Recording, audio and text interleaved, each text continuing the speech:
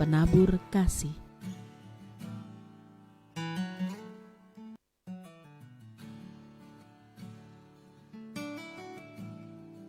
Radio Rasinda, untaian nada penabur kasih.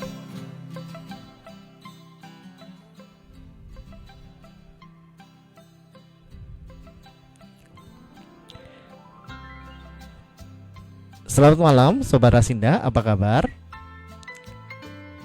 Salam sehat dan sejahtera bagi kita semua, bagi Sobat Rasinda. Di malam hari ini di kota Karanganyar sedang hujan rintik-rintik dan tidak mengurangi rasa kita untuk kita bersama-sama join di program Sejati, sentuhan jiwa damai di hati. Sobat Rasinda, seperti janji kami kemarin bahwa program Sejati dalam program kali ini mengangkat tema tentang bedah buku yang saat ini akan kita simak bersama dengan Sobat Anton dan Sobat David. Sobat Rasinda dapat berinteraksi melalui WA kami di 0896 859 0600 dan di 661806. Sobat Rasinda juga bisa komentar di Rasinda Solo, Facebook kita Rasinda Solo. Untuk Sobat Rasinda semuanya bisa dimanapun Sobat Rasinda bisa berinteraksi bersama kita di program Sejati, sentuhan jiwa damai di hati. Nah Sobat Rasinda, mari pada kesempatan yang baik saya akan sapa dulu Sobat Anton, apa kabar? Halo, ya. Baik, kabar dari saya Sobat Rasinda FM. Bagaimana di sana, hujan juga Pak? Ya, di tempat saya hujan, tadi anginnya cukup kencang tapi sudah mulai reda. Ya, paling tidak membuat suasana jadi lebih adem gitu kan. Baik, saya juga akan sapa dulu Sobat David Eko. Selamat malam Sobat David. Ya, selamat malam semuanya. Ya, sehat ya? Ya, selamat malam semuanya, Ya. rekan-rekan. Kita saat ini akan kembali lagi mengangkat tentang tema yang kemarin, bedah buku gereja di masa COVID-19. Dan saat ini saya akan berikan 1 jam ke depan untuk Sobat Anton yang menjadi host pada malam hari ini dan Sobat David yang akan menjadi narasumber. Silakan Sobat Anton, waktu dan tempat saya persilahkan. Ya, oke. Terima kasih.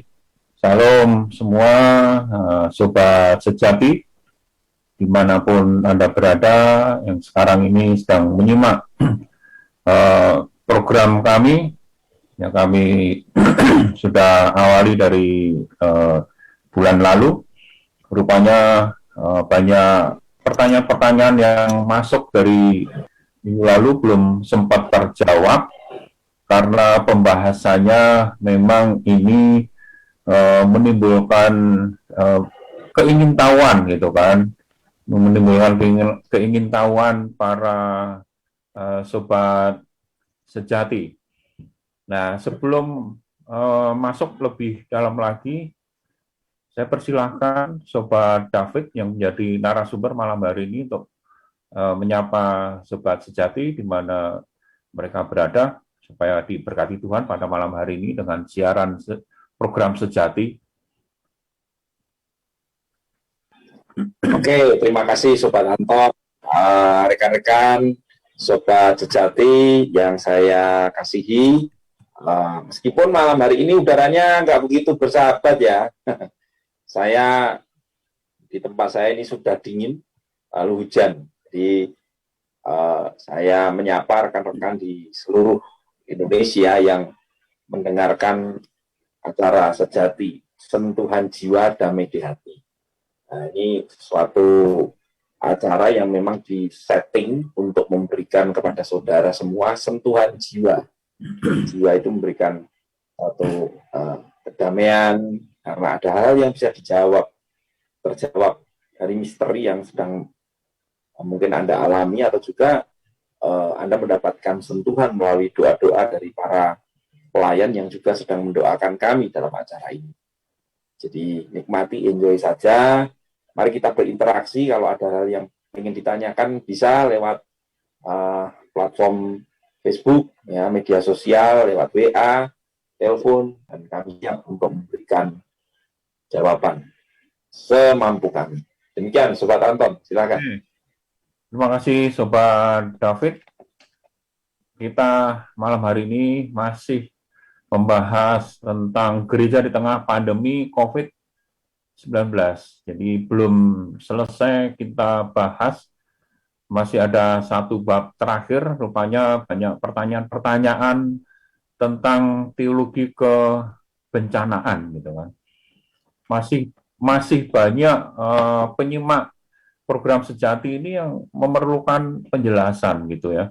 Mungkin saya bisa sebelum membahas lebih lanjut, lebih baik ini kita tuntaskan dulu. Ada beberapa penanya yang minggu lalu belum sempat terjawab ya.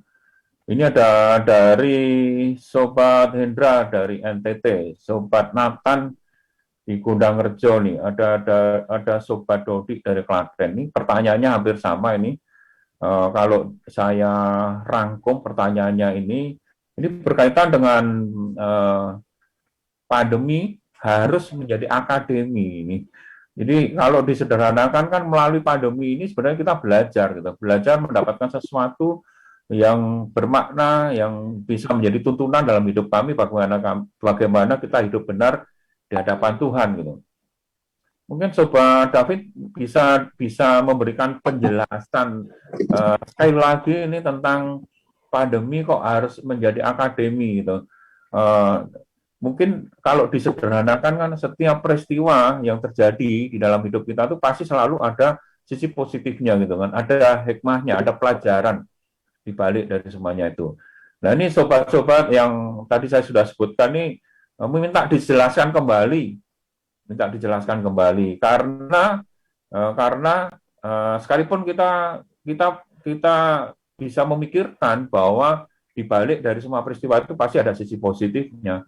Tetapi faktanya gitu kan, gereja terutama yang di daerah-daerah, di pedesaan itu kehilangan orang-orang potensi. Kehilangan guru sekolah minggunya, bahkan ada yang kehilangan gembalanya. Nah, terus ke depan seperti apa nih kalau gereja-gereja yang jumlahnya tidak terlalu besar, jemaatnya harus kehilangan orang-orang yang cukup berpotensi. Mungkin bisa memberikan gambaran secara singkat, Sobat David, monggo silakan. Ya, jadi sekali lagi teologi kebencanaan itu kalau Anda membaca di buku saya itu merupakan cara kekristenan sebuah bencana ya. Sekali lagi ini bencana bisa alamiah, non alamiah, bencana-bencana yang terjadi dalam kehidupan sehari-hari. Bagaimana orang Kristen membaca situasi bencana yang terjadi, khususnya COVID-19 ya. Nah dari bacaan saya dalam Alkitab, saya menemukan bahwa bencana itu bukan suatu hal yang disembunyikan di dalam kitab suci. Malah kita melihat bencana itu bisa terjadi dalam kehidupan tokoh-tokoh Alkitab ya. Jadi sebenarnya kalau kita membagi bencana itu kan ada bencana yang disebabkan karena proses alamiah ya, karena memang dunia kita dan kehidupan di bumi ini kan sudah rusak semenjak kejadian pasal 3, dan bencana yang pertama kali dialami oleh alam itu akibat manusia ya, tanah itu dikutuk ya, tidak menjadi subur. Lalu ada bencana yang disebabkan karena kelalaian manusia atau ketidaktaatan pada perintah Tuhan sehingga terjadi pembunuhan ya terhadap adiknya sendiri. Setelah itu kita melihat bagaimana bencana-bencana itu beruntun terjadi di seluruh muka bumi.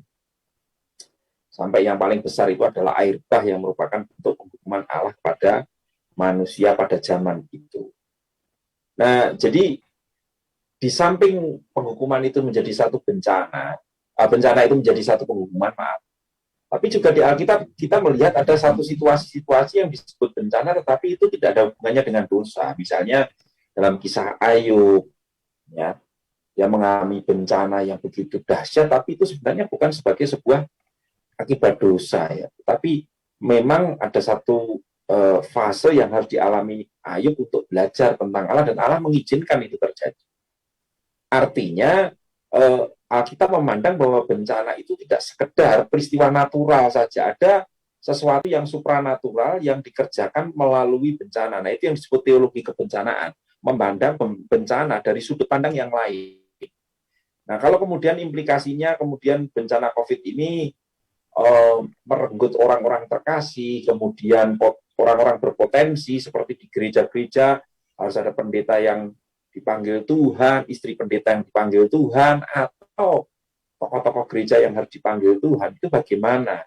Pertanyaan Saudara Hendra itu baik juga, bahwa kalau itu kemudian gereja kecil, kemudian orang-orang potensinya kena COVID, terus bagaimana? Kenapa Tuhan tidak melindungi? Nah, itu saya jawab pakai ilustrasi. Jadi gini, saya dulu suka nonton satu film kartun, ya. Di film kartun itu, kartun Kristen, ya. Ada satu cerita begitu, dan di ujung cerita itu ada seorang anak kecil gitu, ya, diminta bonekanya sama gambaran Yesus gitu, ya. Oh, anak kecil itu nggak mau karena itu boneka kesayangan dia, diminta itu nggak mau. Walaupun bonekanya itu sudah sobek-sobek, sudah suwek-suwek, sudah nggak karu-karuan, tapi anak ini nggak mau diminta begitu. Nah, tetap kelihatannya sih dengan frame yang kecil, gitu, ya. Dengan frame yang kecil itu Yesus tuh minta bonekanya itu kayak tarik-menarik, gitu, ya. Tapi ketika frame-nya itu diperluas, ternyata di belakangnya Yesus itu disediakan boneka gede, gitu. Tapi disembunyikan di belakangnya Yesus, di belakang punggungnya Yesus. Mungkin teman-teman atau rekan-rekan atau sobat semua pernah lihat video atau karikatur atau gambar seperti itu, ya. Jadi Tuhan tarik boneka kecil, di belakangnya ada boneka gede gitu. Mungkin Sobat Anton pernah lihat gambar itu? Belum pernah, ya? Sobat Belum Anton pernah. belum tahu, ya? Yesus narik, ya, dari frame yang kecil gitu, narik boneka yang kecil, lalu di belakang ternyata ada boneka yang lebih gede, lebih bagus, lebih baru gitu loh. Nah, kalau lihatnya dengan frame yang kecil itu, lihat Yesus itu jahat banget gitu. Itu kan kesayangannya dia kalau diambil, tapi ternyata di belakangnya itu ada boneka yang lebih baru. Ini perspektif yang harus ada dalam hidup setiap orang percaya untuk melihat teologi kebencanaan. Kalau dari perspektif hanya melihat bencana sebagai kejadian alamiah saja, dan itu merenggut orang-orang terkasih kita, dan kemudian kita tidak landscape-nya tidak diperluas lagi, ya, kita akan menjadi pahit dalam hidup ini. Dan ternyata Tuhan ingin ada sesuatu yang dilihat di belakang itu semua. Jadi kalau orang-orang terkasih diambil, salah satu kemungkinan terbesar adalah kalau gereja kecil kemudian diambil orang-orang potensialnya apa, ya gereja itu mungkin dipersiapkan Tuhan untuk mempersiapkan orang-orang baru, ya, mempersiapkan orang-orang baru, mempersiapkan fase baru, mempersiapkan masa yang baru, ya, meskipun harus mengalami situasi yang tidak menyenangkan, gitu kan. Dan Tuhan izinkan itu seperti Ayub gitu. Ayub itu mengalami bencana yang bertubi-tubi. Kalau Ayub lihat bencananya, ya dia nggak melihat apa-apa. Tapi di pasal 40 ke belakang itu, dengan mataku sendiri aku bisa melihat engkau, mengenal Allah bukan dari kata orang, tapi dengan mataku sendiri. Jadi itu bisa terjadi ketika Ayub memandang dengan frame yang lain tentang peristiwa bencana yang terjadi dalam kehidupan. Begitu Saudara Anton, Sobat Anton.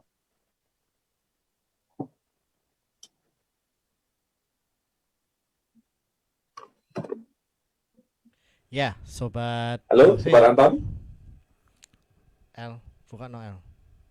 Ya, Sobat Anton mungkin ada gangguan, ya. Jadi kurang lebih seperti itu, ya, yang bisa saya bagikan tentang teologi kebencanaan. Jadi teologi kebencanaan ini merupakan cara pandang orang percaya melihat satu bencana berdasarkan fakta Alkitab, dan ada sebagian besar fakta Alkitab yang menunjukkan kepada kita bahwa bencana itu tidak hanya peristiwa alamnya. Memang bisa melalui peristiwa alamiah, tetapi ada suatu peristiwa supra alamiah yang dibalik bencana itu yang bisa dipelajari oleh orang percaya melalui bencana. Begitu, Mas Penyiar, monggo silakan. Ya, Sobat David, dengar suara saya? Sobat Dengar, David, dengar. ya baik. Ini sudah ada yang masuk Sobat David di 0896 8590600.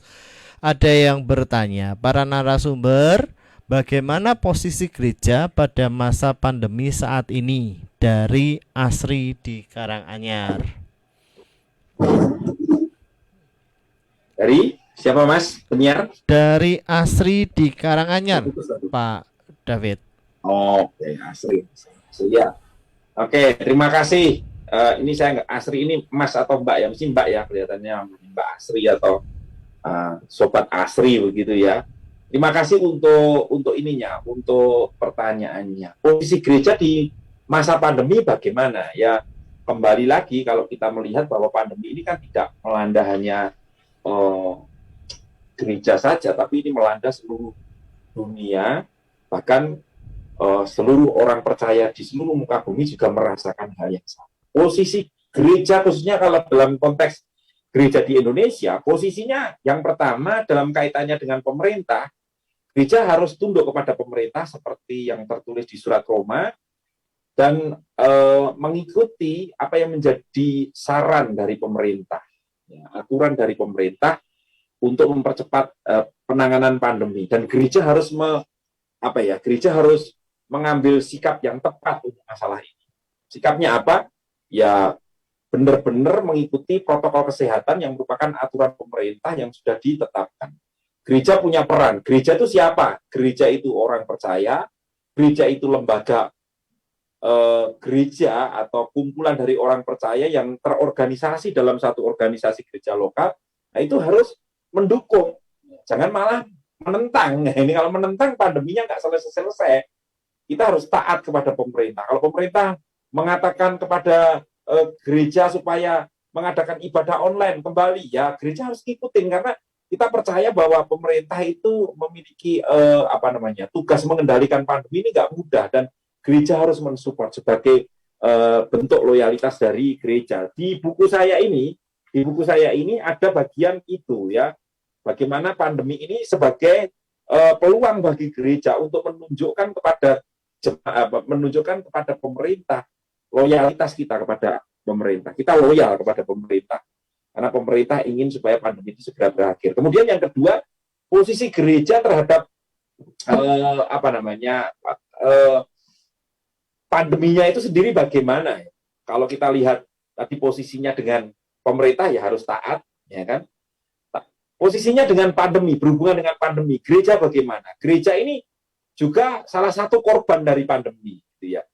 Bagaimana gereja juga ada orang-orang percaya yang mengalami masalah-masalah penularan, dan akhirnya juga ada yang meninggal, ada juga yang survive, tetapi juga terjadi penularan di dalam gereja. Nah, bagaimana sikap gereja terhadap pandemi ini ya? Sikap gereja terhadap pandemi yang terbaik ini harus kita selesaikan dengan cara ya kita sebagai orang percaya yakin bahwa peristiwa ini tidak berdiri sendiri. Nah, kita percaya ini diizinkan Tuhan, dan kita berdoa sebagai permohonan proposal kita kepada Tuhan supaya Tuhan menjawab supaya pandemi segera berakhir. Dan kita tahu pandemi hari-hari ini sudah mulai landai, ya, walaupun belum hilang tapi landai, ya, karena kita sudah berdoa terus.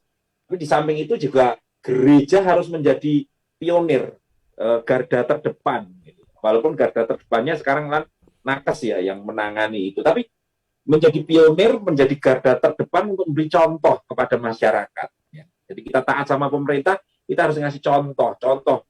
Ya kalau kita warga gereja ya kalau kita tahu pandemi belum berakhir ya pakailah masker gitu ya kan. Kalau pemerintah ngasih aplikasi Peduli Lindungi sebagai aplikasi yang menolong kita bepergian, ya kita paling tidak mengikutilah, kita punya itu supaya kita bisa menjadi contoh gitu ya. Bisa menjadi contoh di tengah-tengah pandemi ini. Bahkan dalam hal kepedulian, gereja harus memberikan contoh yang betul-betul peduli di tengah-tengah pandemi ini.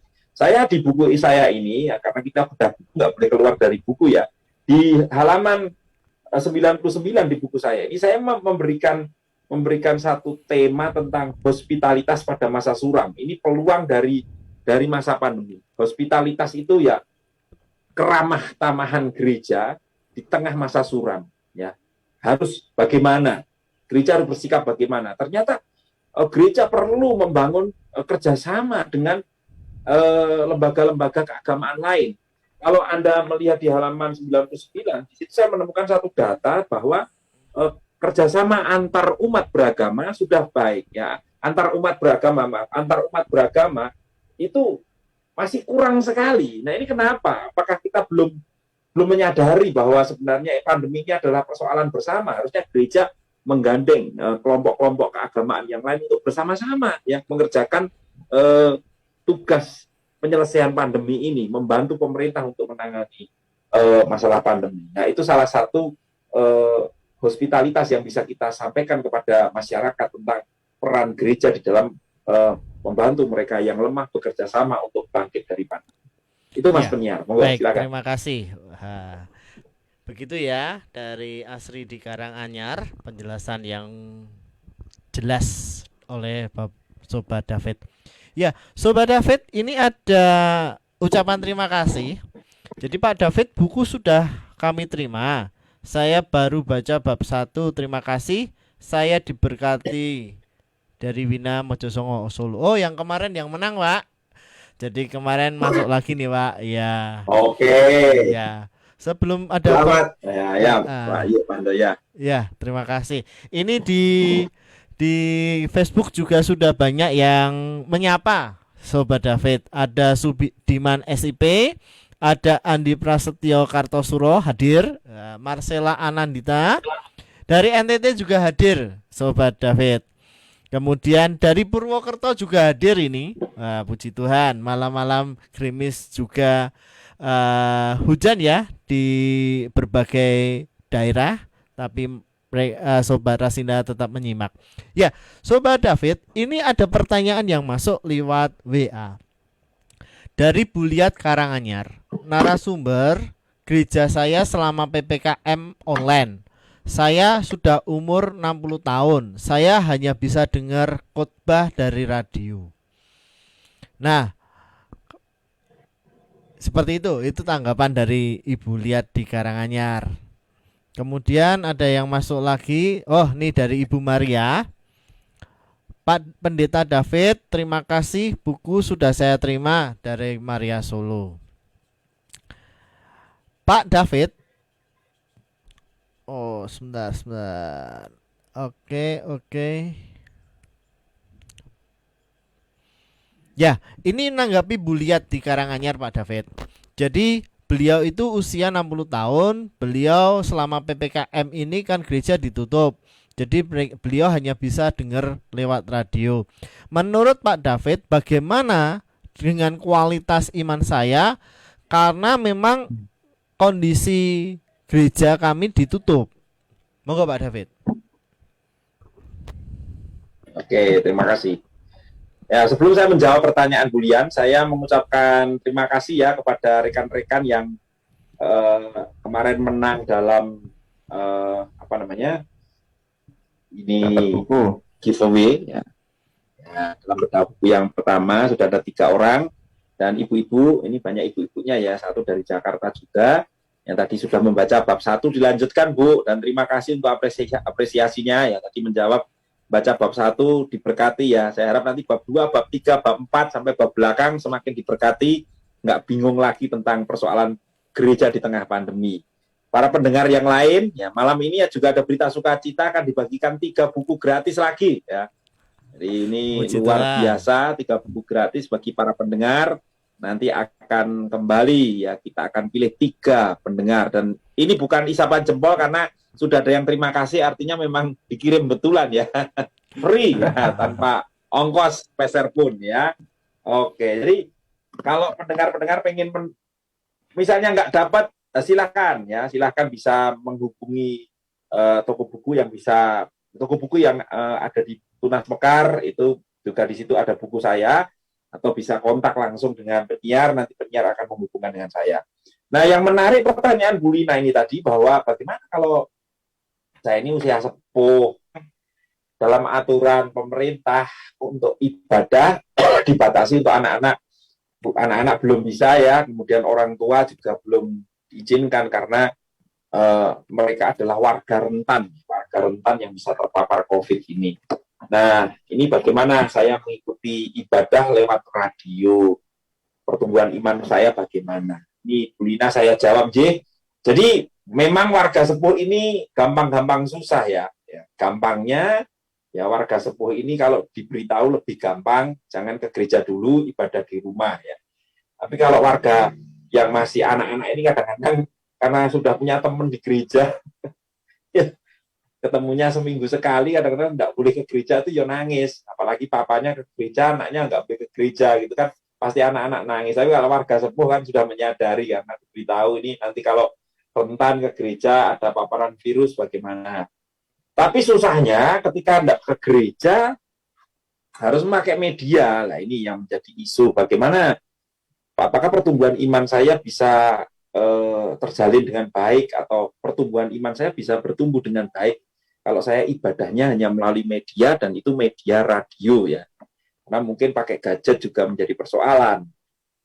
Nah, begini Bu. Jadi begini, kita harus ambil prinsip yang pertama, Tuhan itu bisa pakai apapun juga untuk ya menyampaikan rencana dan kehendaknya kepada manusia. Tuhan itu bisa bicara dengan cara apapun. Ya. Kalau kita lihat di surat di kitab Mazmur itu Allah bisa berbicara melalui bintang dan cakrawala. Cakrawala menyatakan kemuliaannya. Bahkan Tuhan juga bisa pakai keledai ya. Ada keledai dibukakan mulutnya untuk berbicara. Nah, ini yang di Perjanjian Lama ya. Jadi artinya media ini kan sarana. Yang esensi, yang mendasar itu bukan medianya, tetapi bagaimana konten di dalam media itu yang paling penting. Kontennya apa? Kalau kontennya tadi dikatakan mendengarkan khotbah, mendengarkan pujian, nah itulah yang harus menjadi pusat perhatian Bu Lina. Ketika Ibu Lina mengaminkan khotbah di situ yang sedang disampaikan, ikut bersama-sama memuji. Nah, Ibu akan merasakan kehadiran Allah ada di situ. Melalui media itu Allah bisa berbicara, menolong Anda. Kemudian yang kedua, yang terpenting lagi, memang ibadah online, ibadah onsite pernah menjadi perdebatan yang cukup panjang oleh para pakar teologi.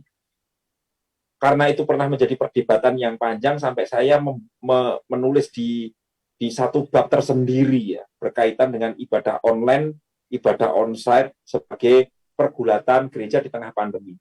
Harus gimana ini ya? Gereja-gereja ada yang belum siap online. Gereja-gereja sekarang sudah level 1, level 2, level 1 ya. Ibadah onsite. Apa ibadah online-nya dimatikan saja? Ada yang gereja seperti itu. Tapi ada gereja yang tetap melanjutkan online. Gitu. Jadi namanya hybrid. Jadi online onsite digabung. Nah, yang terpenting ternyata setelah saya belajar, itu bukan online dan onsite-nya. Tetapi yang terpenting adalah bagaimana ketika orang beribadah itu esensinya adalah ibadah itu partisipasi. Kalau kita ibadah online, kita berpartisipasi dalam ibadah tersebut. Meskipun raga kita tidak hadir di tempat di gereja, tetapi raga kita di rumah. Tetapi ketika kita berpartisipasi dalam ibadah itu, ya, kita sedang menyatukan hati, pikiran, jiwa, tubuh kita dalam ibadah itu. Di situ Allah itu hadir. Allah itu bersama-sama dengan ibadah kita. Dan kuncinya adalah partisipasi itu. Nah, yang repot, banyak orang yang di gereja onsite saja ya. Gereja onsite itu hadir di gereja, tubuhnya hadir. Tapi nggak ada partisipasi, dengar khotbah malah tidur. Yang lain memuji Tuhan malah tengok kanan kiri ya kan. Suruh baca Alkitab malah baca WA ya. Bukan wawasan Alkitab tapi WhatsApp gitu kan ya. Jadi itu nggak ada fungsinya. Ibadah itu partisipasi. Kalau Ibu Lina membaca kitab suci di PL, orang datang ke kemah suci, harus ada partisipasi, bawa korban. ya kan? Di perjanjian baru pun sama saja, orang datang dalam ibadah harus ada partisipasi, membawa seluruh kehidupannya sebagai korban yang berkenan kepada Allah. Jadi kuncinya partisipasi. Ketika kita berpartisipasi, di situ kita tertarik atau ketarik dalam proses ibadah online pun, di situ Tuhan bisa bekerja dan mempertumbuhkan rohani. Itu Mas Penia atau Mas Sobat Anton, jawaban dari saya. Ya. Oke, terima kasih Sobat David. Mohon maaf penyimak Rasinda FM, sobat-sobat sejati sempat terjadi gangguan teknis di tempat saya, tiba-tiba menghilang. Saya kaget juga, tapi rupanya harus nunggu beberapa saat bisa kembali tampil di depan Anda semua. Ya, saya kira tadi cukup jelas ya apa yang sudah dipaparkan, bahwa ibadah online, ibadah tatap muka di tempat itu yang penting adalah bahwa di dalam ibadah itu harus ada partisipasi membawa korban. Nah, cuma kadang begini nih, seperti yang ditanyakan oleh Sobat Yosef dari Wonogiri, juga ada yang dari Cepu, ini Sobat Agus nih menanyakan, bagaimana sekarang ini kalau Bapak Gembala, Pak Pendeta sudah mengundang untuk ibadah tatap muka datang ke gereja, tapi sebagian jemaat tetap memilih ibadah secara online nih. Jadi keenakan secara online nih karena di rumah.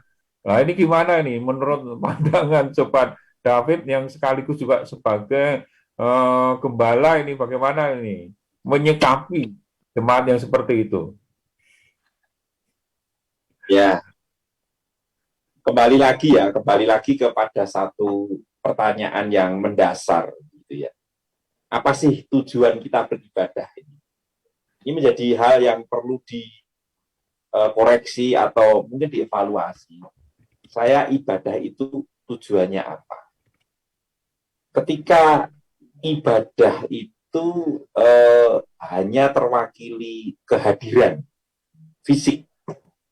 Ketika saya hadir secara fisik di satu lokasi, itu saya sedang ibadah. Apakah demikian? Karena memang itu menjadi satu pertanyaan renungan yang sangat mendalam, dan itu yang menjadi perdebatan berkepanjangan di antara para teolog tentang ibadah online, ibadah onsite. Bukankah sebenarnya melalui pandemi, sekali lagi saya kaitkan pandemi ini menjadi satu akademik, ya. Ini mengevaluasi bukan para pendeta saja, ini juga mengevaluasi jemaat. Tujuan ibadah kita. Nah, tujuan ibadah kita itu apa? Kalau pendeta membuka gereja di hari Minggu itu tujuannya apa? Ya. Tujuannya ingin melihat jemaatnya datang banyak semua, ya. Tapi ternyata tubuhnya datang tapi jiwanya nggak nyambung, nggak ada partisipasi. Atau yang lain, jemaat juga demikian, datang ke gereja untuk apa? Sekali lagi ini yang harus dievaluasi. Nah, kalau sampai kemudian ibadah itu terwakilinya hanya kehadiran fisik saja, itu masih tataran yang sangat jauh sekali dari harapannya. Karena ibadah itu kan melibatkan seluruh aspek kehidupan. Jadi kalau misalnya ada persoalan di gereja, jemaat mulai malas datang ke gereja, ya. Kemudian karena sudah keenakan, nah ibadah di gereja saat di rumah aja, wong di rumah juga bisa online. Nah ini perlu ada semacam kejujuran dari setiap kita, ya, kejujuran dari setiap kita. Dan kita tahu bahwa dari para pendeta sendiri harus jujur gitu. Apakah ibadah datang ke gereja itu lebih baik daripada ibadah online, atau sebaliknya ibadah online itu lebih baik daripada ibadah onsite? Itu kan jadi pertanyaan evaluasi. Nah, indikatornya apa? Nah, kalau sampai di dua ibadah itu tidak ada partisipasi, ya sama aja, ibadah online, ibadah onsite sama saja. Makanya solusi terbaik, berikan pencerahan yang mendalam tentang ibadah. Ibadah itu korban. Di rumah pun kalau ibadah tidak ada nilai korbannya, ya sama saja. Di gereja datang tidak ada nilai korbannya, partisipasi dalam ibadah, nggak ada nilainya sama sekali. Jadi pertanyaan tujuan ibadah itu sebenarnya apa?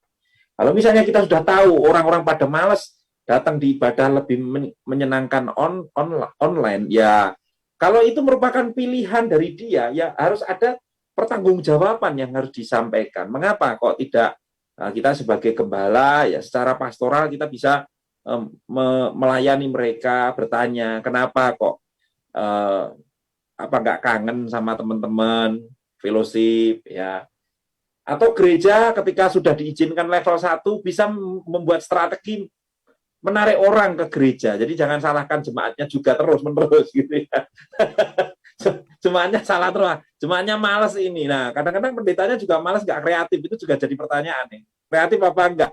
Gimana menarik jemaat itu bisa datang ke gereja gitu ya dalam ibadah onsite.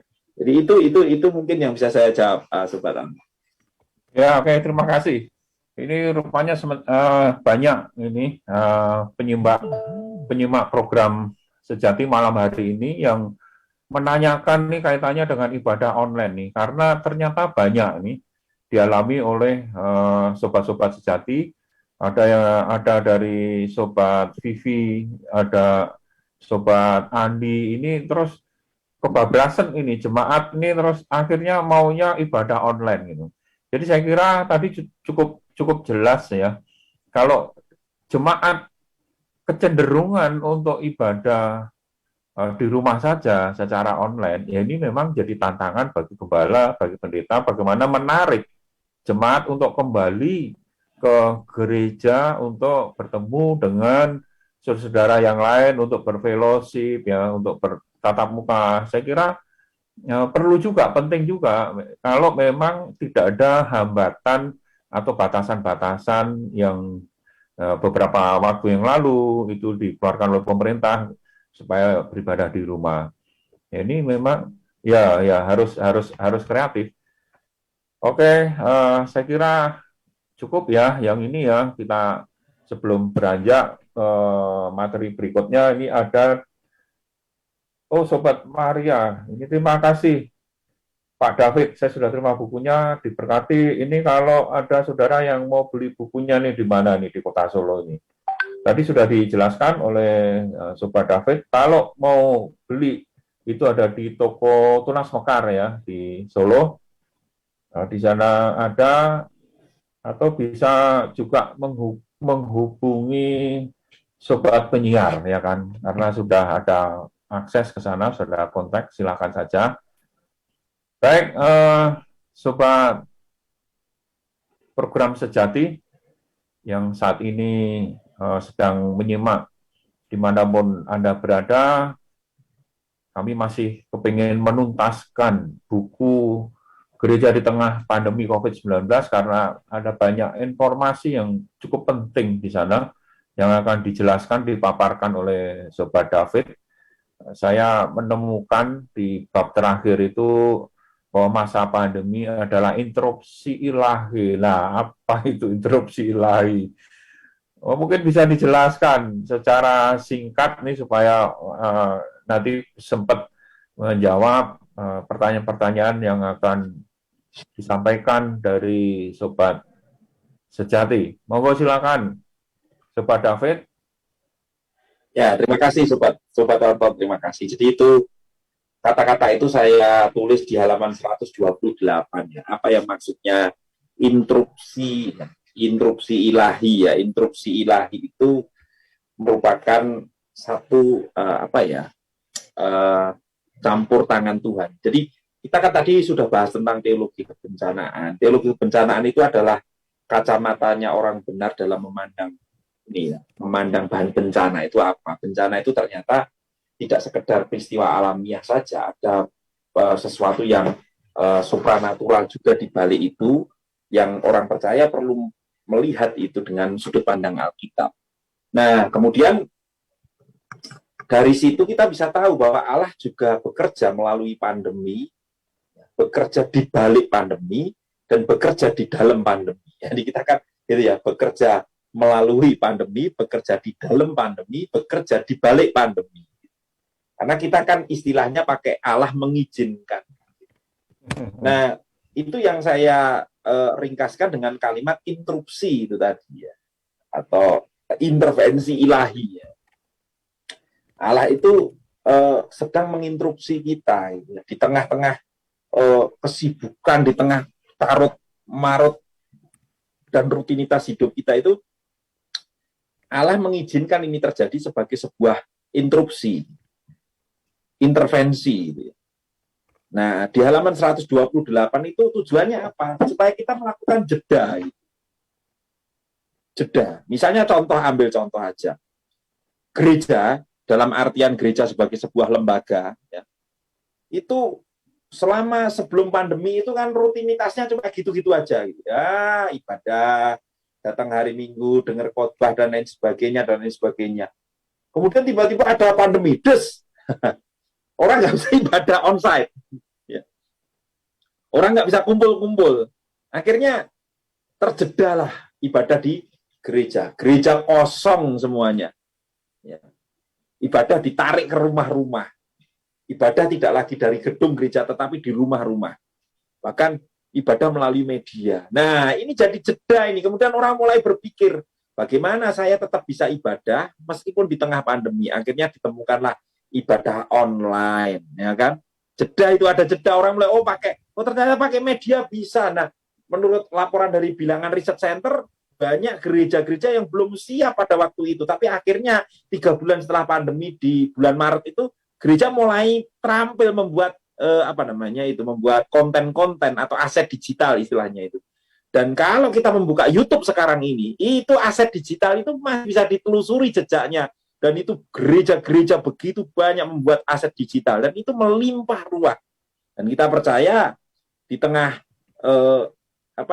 hiruk pikuk di YouTube tentang banyak konten-konten, aset digital gereja menjadi salah satu alternatif. Jadi disitulah terjeda kita untuk berpikir. Nah, tujuannya jeda itu koreksi, evaluasi. Apa sih yang terjadi di gereja dalam hidup saya? Seperti itu. Itu Sobat Anwar maksudnya. Ya, oke. Terima kasih, Sobat David. Jadi rupanya interupsi ilahi itu diperlukan ya bagi kita sebagai jemaat Tuhan, supaya ketika kita diizinkan Tuhan mengalami sesuatu yang tidak nyaman, justru sebenarnya itu bisa menjadi jeda buat kita. Di hadapan Tuhan kita berdiam diri, mencari wajah Allah, sehingga dari situ justru akan muncul kreativitas yang baru.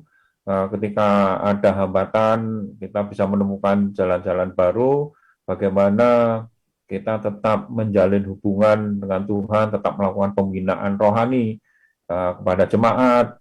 Dan yang sekarang ini dialami oleh gereja Tuhan adalah memakai media digital, karena dengan memakai media digital itu bisa melewati batas ruang dan waktu seperti yang kita lakukan sekarang ini. Banyak interaksi dari tempat-tempat yang jauh, kita bisa mendengar, bisa berbagi pengalaman kepada Sobat Rasinda FM, penyimak program Sejati yang saat ini, ya mereka semua mungkin bisa melihat kami, tapi kami tidak bisa melihat Anda semua. Ya, terima kasih Sobat David. Ini coba mungkin lanjut lagi nih, karena ada yang menanyakan nih, apakah pandemi ini bisa dijadikan atau bisa dikatakan sebagai seleksi iman nih. Rupanya ini sudah baca buku barangkali ya, Sobat Sejati. Ini bertanya dari Ibu Wiwi Kartosuro, ada Sobat dari Boyolali ini. Apakah pandemi ini bisa nggak disebut sebagai seleksi iman? Kalau seleksi iman kan berarti ada yang gugur gitu. Nah, terus bagaimana dengan yang gugur? Terus bagaimana mengantisipasi jemaat yang baru-baru supaya tidak berguguran gitu imannya?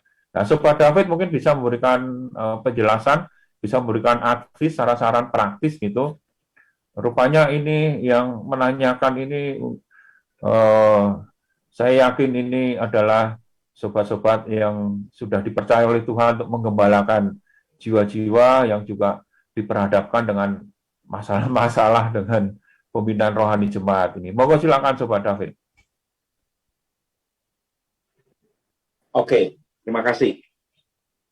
Pertanyaannya menarik ya, apakah pandemi ini bisa menjadi seleksi iman?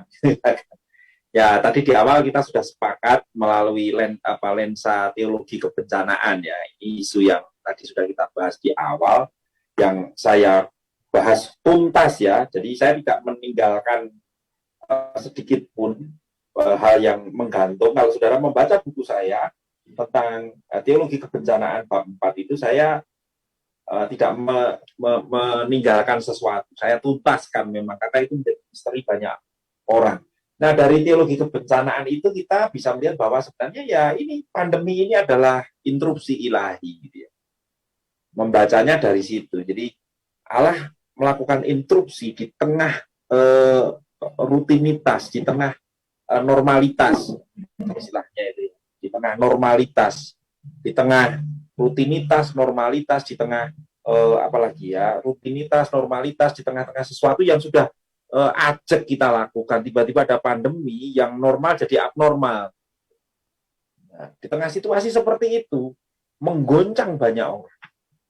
Bukan sedikit orang, menggoncang banyak orang. Misalnya, karena pandemi akhirnya usahanya menjadi turun drastis. Di saat seperti itu, bisa dikatakan itu merupakan satu kesempatan untuk melihat seberapa jauh kualitas iman. Itu betul itu. Saya sepakat. Bisa juga itu menjadi sebuah seleksi iman. Karena sebenarnya bukan hanya pandemi ya. Semua peristiwa yang terjadi dalam hidup sehari-hari itu diizinkan Tuhan terjadi itu sebagai bentuk ujian iman. Bukan saja ketika kesulitan datang di tengah-tengah kita berlimpah dengan air susu dan madu seperti bangsa Israel sudah masuk tanah Kanaan. Pertanyaannya berapa yang tetap setia, ya kan? Hanya sampai masa Yosua saja, setelah itu banyak yang meninggalkan. Padahal mereka di tengah-tengah air susu dan madu gitu. Mereka bukan generasi yang berperang, tapi air susu dan madu gitu. Tapi berapa yang terseleksi di sana? Jadi itu yang terjadi. Nah, saya punya cerita ini Sobat Anton ini pernah cerita dalam sharing dengan kami. Karena pandemi dulu ini kan Sobat Anton ini kan bisnisnya ini kan lipstik nih. Nah, gara-gara pandemi yang terjadi, orang pakai masker semua gitu kan ya. Pas pakai masker, lipstiknya nggak laku. Karena apa? Wah, cewek-cewek ini pakai masker semua nutupin bibirnya ya, nggak laku dong gitu. Tapi Sobat Anton ini karena juga salah satu ya sering jadi narasumber di Sobat Sejati, dan beliau adalah seorang hamba Tuhan juga, dia bersharing kepada kita dan menguatkan omset drastis turun, dan itu memukul pemasukan. Bahkan Sobat Anton pernah cerita pemasukan dari lipstik itu hanya bisa untuk gaji karyawan, itu pun harus nambahin lagi. Tapi ketika beliau melihat ini sebagai satu kesempatan bertumbuh di dalam iman, Tuhan kasih ya tadi jeda, refleksi, menemukan strategi bisnis yang lain. Kalau bibirnya ditutupin, bagian muka atas kan enggak, akhirnya menemukan sabun untuk membuat wajah ini cemerlang. Nah, dari situ dia panen banyak itu. Ini kalau bisa sharing juga luar biasa itu ya. Bisa sharing luar biasa. Jadi intinya apa gitu? Intinya ya ini seleksi. Kalau Pak Anton ini bukan orang yang punya iman yang sejati gitu, sudah nangis-nangis bahkan tinggalkan Tuhan Yesus. Ini satu saja. Nah, bagaimana caranya? Ya tidak lain, pendidikan iman di dalam jemaat harus di-push gitu. Kasih pengajaran tentang orang Kristen itu adalah orang yang harus siap, sedia setiap waktu untuk masuk dalam pertandingan iman gitu kan. Bukan hanya penderitaan sebenarnya. Kalau penderitaan itu biasanya banyak orang yang lolos. Ya, banyak orang yang lolos dari ujian iman. Tapi banyak orang Kristen itu yang nggak lolos ketika malah dalam keadaan tenang-tenang, asik-asik, semuanya lancar-lancar, akhirnya bergeser gitu imannya. Gitu, Sobat Anton, silakan. Ya, terima kasih. Terima kasih Sobat David. Nih saya nggak perlu komen nih masalah lipstik atau sabun. Yang jelas ujian iman itu dialami oleh semua orang. Jadi dialami oleh semua orang, baik hamba Tuhan senior, hamba Tuhan junior, ya anak-anak Tuhan yang sudah lama jadi pengikut Kristus atau yang baru percaya, semua pasti akan menghadapi apa yang dinamakan dengan ujian iman. Itu nggak bisa dihindari. Salah satu caranya adalah ya harus dihadapi. Nah, bagaimana menghadapi ujian iman dan lulus? Ya harus ada pembinaan gitu kan. Harus ada pendidikan rohani. Nah, kebetulan ini muncul lagi nih pertanyaan nih dari Sobat Didik Colomadu nih. Nah, sekarang bagaimana dengan kondisi pandemi seperti sekarang ini melakukan pembinaan rohani secara online ini? Saya dengar sobat-sobat sejati, penggagas program sejati ini juga sudah melakukan pembinaan selama 1 tahun ya. Bagaimana bisa minta disaringkan nih supaya bisa ditiru kami yang ada di Colomadu nih. Monggo silakan Sobat David bisa disaringkan nih pengalaman kita selama 1 tahun ini kita mengadakan persekutuan secara online. Nah, ini sebenarnya yang lebih kompeten menjawab ini adalah kepala sukunya ya. Moga-moga kepala sukunya ini menjawab, bisa langsung telepon ya, via telepon rumah. Saya ini kan karena termasuk golongan anggota, itu pangkat saya. Itu. Oke, tapi ya benar, jadi kami itu selama 1 tahun, mulai bulan Maret kalau tidak salah, pandemi awal itu, kami itu intens setiap hari jam 9 sampai jam 10 itu melakukan doa dan pendalaman firman ya. Di situ setiap rekan-rekan sobat di sejati ini melakukan pendalaman iman, ada yang mempresentasikan firman, lalu kita tanggapi, dan dari situ kami tidak terasa ya, itu berjalan 1 tahun. Cuma hari Minggu saja yang kita tidak mengadakan. Dan di acara itu ya, kami istilahnya itu pakai selikuran. Ini kata selikur ini juga hak ciptanya itu, hakinya ini adalah Sobat Anton karena yang menciptakan beliau itu ya. 21 itu artinya di situ ada ide dari beberapa 2 orang atau lebih, satu.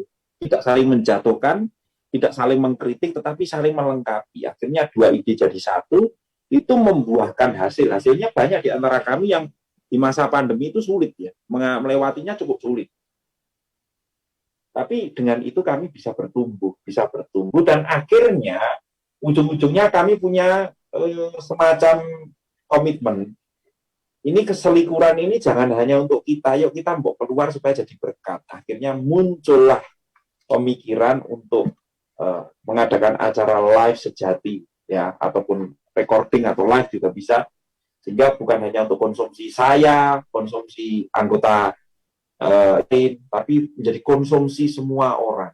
Nah, dari situlah kemudian muncullah program sejati ini, yang diharapkan program sejati ini bukan hanya semacam program radio biasa, tetapi program ini betul-betul akan memberikan semacam pencerahan, baik itu melalui khotbah, melalui doa, melalui bedah buku, ya.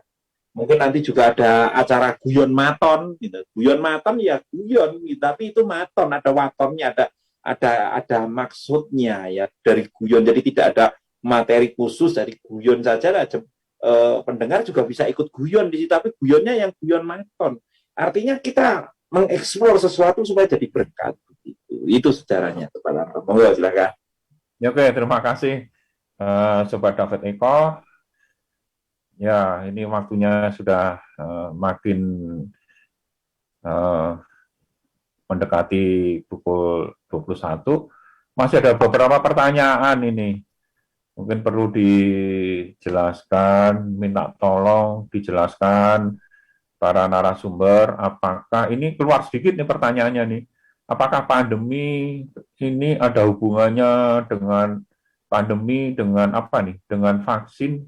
Apakah ada hubungannya dengan antikris? Ya, ini ditanyakan oleh Ibu Sumarni Persungan. Juga ada Ibu dari Prambanan ini, Ibu Erni, menanyakan apakah ini adalah yang dimaksud dengan Lukas 21 ayat 11 nih, hubungan dengan pandemi ini apakah bisa disamakan dengan penyakit sampar nih. Lukas 21 ayat 11, coba saya bacakan ya. Dan akan terjadi gempa bumi yang dahsyat dan di berbagai tempat akan ada penyakit sampar dan kelaparan. Dan akan terjadi juga hal-hal yang mengejutkan dan tanda-tanda yang dahsyat dari langit. Ya, sekalipun ini tidak dibahas dalam buku gereja di tengah pandemi COVID-19, atau mungkin nanti malah ini jadi jilid kedua ini.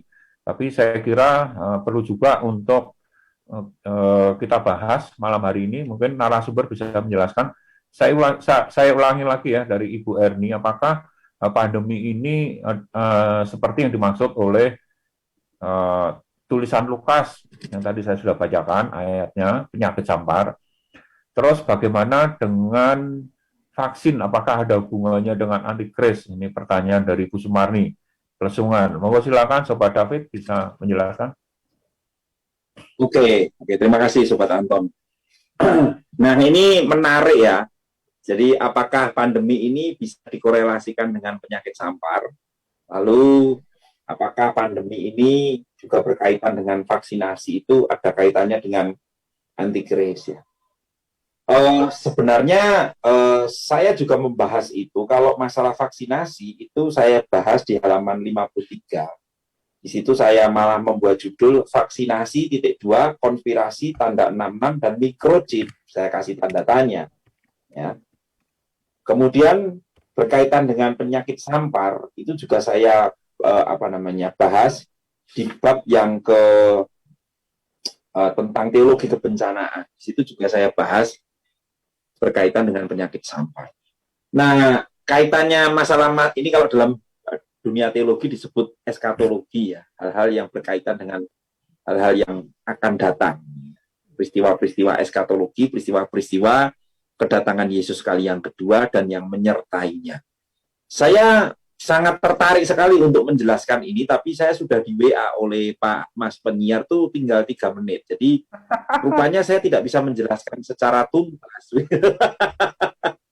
Ya, tidak bisa menjelaskan secara tuntas karena harus menjelaskannya detail. Misalnya masalah vaksin, apakah itu juga ada penanaman chip di situ? Apakah itu berkaitan dengan antikris dan lain sebagainya? Perlu ada penjelasan yang cukup rinci karena itu berbicara dari kajian teks dan kajian-kajian yang lain begitu. Sedangkan bagaimana dengan penyakit sampar dalam hubungannya dengan akhir zaman, dan itu juga harus kita melihat teksnya, konteksnya apa dan harus dijelaskan. Sehingga saya hanya bisa mengatakan bahwa di waktu-waktu menjelang akhir zaman, ya Tuhan sudah memberikan tanda, banyak tanda ya di dalam kitab suci. Nah, apakah COVID-19 ini merupakan salah satu tanda yang menyertai tanda-tanda kedatangan Yesus kali yang kedua? Dan kita harus ngerti ya, pandemi ini bukan yang pertama, ada pandemi-pandemi yang lebih dahsyat sebenarnya. Di dalam buku saya ini saya jelaskan ada beberapa pandemi yang sebenarnya lebih ganas, lebih mengerikan, begitu ya.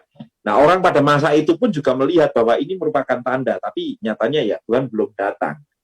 Jadi kesimpulannya apa? Ya bisa disebut ini merupakan tanda-tanda menjelang akhir zaman. Karena yang mati banyak, yang terpapar juga banyak, hampir sama dengan sampar itu ya. Nah, kaitannya apa dengan sampar? Kaitannya apa dengan tanda 666, konspirasi, vaksinasi itu bagaimana? Nah, saya tidak bisa menjelaskan karena saya sudah dikode oleh Mas penyiar. Waktu sudah selesai. Oke. Saya harus memberikan semacam jawaban yang menggantung supaya para pendengar akan menikmati sejati ini terus-menerus di event selanjutnya. Terima kasih, Saudara Sobat Anton. Monggo, silakan. Terima kasih Sobat David. Jadi mohon maaf ini karena waktu juga yang akhirnya harus menghentikan bincang-bincang santai dalam program Sejati malam hari ini. Tapi jangan khawatir, pertanyaan yang masuk yang belum terjawab tetap kami akan berikan jawaban, mungkin bisa minggu depan dengan topik dan tema sekalipun berbeda, tetapi kami upayakan untuk berkelanjutan supaya perbincangan dalam program Sejati ini menjadi berkat bagi Sobat Sejati dimanapun Anda berada, diberkati Tuhan, dapat pencerahan, dapat ilmu baru, agar apapun yang terjadi di kemudian hari kita lebih siap dengan iman yang lebih teguh di dalam Kristus, menghadapi apapun yang terjadi dengan tetap berserah dan bersandar pada Kristus saja. Karena waktu sudah menunjukkan pukul 21, saya kembalikan kepada Sobat Musi. Silakan, ada beberapa orang yang mendapat buku. Silakan Sobat Musi, saya serahkan kembali waktunya. Ya, Sobat Anton, Sobat David, terima kasih untuk kesempatan yang baik pada malam hari ini. Dan pemenang kita untuk 3 pemenang buku, ya, Radio yaitu Rasinda, Untaian Nada Penabur Kasih. yang pertama ada Ibu Vivi dari Purwokerto, kemudian ada Stephen Anugrah Nias, kemudian dari Ibu Sumarni di Blesungan. Mohon bisa kontak kami di 0896 85 90600 atau di 661806 untuk konfirmasi alamat, dan akan dikirim buku bagi pemenang, 3 pemenang, masing-masing 1 ya. Baik, Sobat David, Sobat Anton, terima kasih untuk kesempatan yang baik pada malam hari ini, yang saat ini kita dapat bersama-sama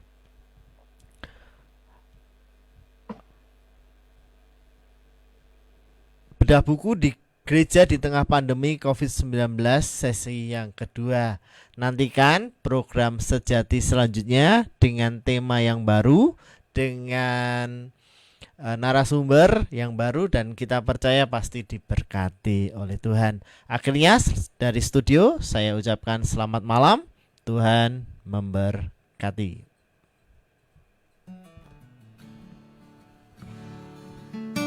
Dan berkati semua. Radio